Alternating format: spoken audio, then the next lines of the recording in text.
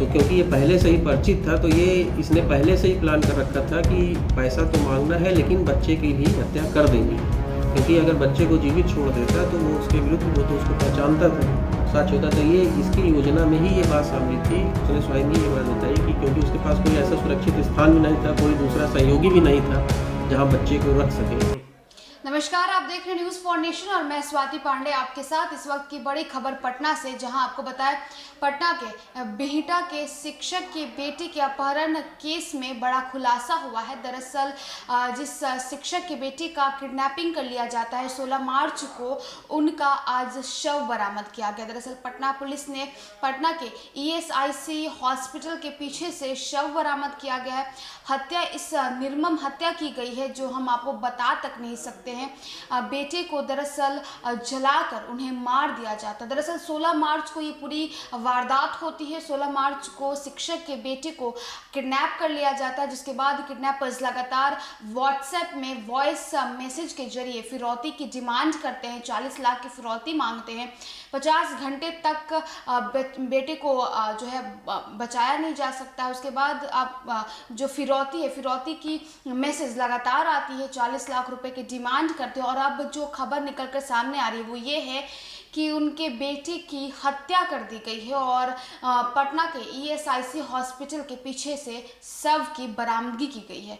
पूरी वारदात कहाँ की है और कब होती है, कब ये किडनैपिंग होती है, आखिर किस टीचर का ये पूरा मामला है, हम आपको पूरी खबर पहले विस्तार से बताते हैं। एक मिनट सब बताते हैं। हाँ सर, जैसा कि आप लोग जानते हैं, 16 तारीख को बिहटा थाना अंतर्गत कनौली ग्राम से एक 12 वर्षीय बच्चा तुषार राज का अपहरण हो गया था।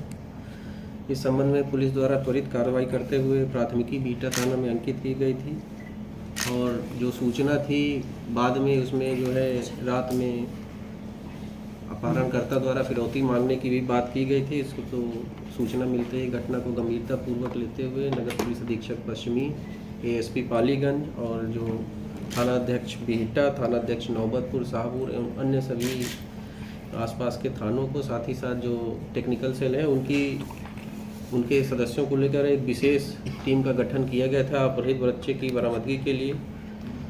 टीमों को अलग अलग जिम्मेदारी सौंपी गई थी। एक टीम जो है जो अपहृत था उसके जो दोस्त थे, उसके जो परिचित थे, उनसे पूछताछ कर रही थी। एक टीम जो है पूरे रास्ते के CCTV फुटेज का संकलन कर रही थी और साथ ही साथ जो है एक टीम जो है जो तकनीकी अनुसंधान था वो कर रही थी। इसी संदर्भ में जो है हम लोगों को सूचना मिली कि एक अज्ञात जली हुई अवस्था में एक अज्ञात शव जो है ESIC हॉस्पिटल बिहटा के पीछे जो है पड़ा हुआ है। उस घटना स्थल का निरीक्षण जो है तुरंत FSL की टीम द्वारा किया गया। FSL की टीम द्वारा कई महत्वपूर्ण साक्ष्य वहाँ से संकलित किए गए और संकलित किए गए साक्ष्यों के आधार पर इस घटना का सफलतापूर्वक उद्भेदन किया गया है। इस संबंध में जो जानकारी आई है वो ये है कि जो इस कांड के अभियुक्त हैं मुकेश कुमार, वो अपहृत को पूर्व में उनके शिक्षक थे, उनके विद्यालय में और उनके कोचिंग संस्थान में अपहृत पढ़ता था और उसके परिवार के अन्य सदस्य भी उस विद्यालय में पढ़ते थे। विद्यालय खोलने के क्रम में और उसके असफल हो जाने के क्रम में जो अभियुक्त था मुकेश, उसके ऊपर लगभग 20 लाख रुपए का कर्ज हो गया था और इस कर्ज को चुकाने के लिए ही उसने ये अपहरण की योजना बनाई थी। पूर्व में जो है परिचित होने के कारण 16 तारीख को अपहृत ने व्हाट्सएप के माध्यम से कॉल करके बच्चे को बुलाया था। कुछ जानकारी दी है कि क्यों बुलाया था, उसका सत्यापन हम लोग कर रहे हैं और उसके बाद जो है उसको लेकर बिहटा गया और साथ में ले जाने के तुरंत 1 से 1.5 घंटे के अंदर ही उसकी हत्या कर दी और बाद में पेट्रोल छिड़क कर उसके शव को जला दिया। हत्या जो है वो बच्चे का गर्दन दबाकर और चाकू भोंक कर की गई, जो अनुसंधान के क्रम में बात प्रकाश में आई। अब तक जो पूरी घटना है और जो गिरफ्तारी के बाद जो अभियुक्त द्वारा बातें बताई है उनमें कई बातों का सत्यापन भी हम लोगों ने किया है, तो अभी किसी अन्य की संलिप्तता की बात प्रकाश में नहीं आई है। तो देखिए 16 मार्च को ये किडनैपिंग होती है, अपहरण होता है एक शिक्षक के, यानी सरकारी स्कूल के शिक्षक के बेटे का, और पुलिस शिक्षक के बेटे को बचा नहीं सकती है, उन्हें सकुशल बरामदगी नहीं कर सकती है।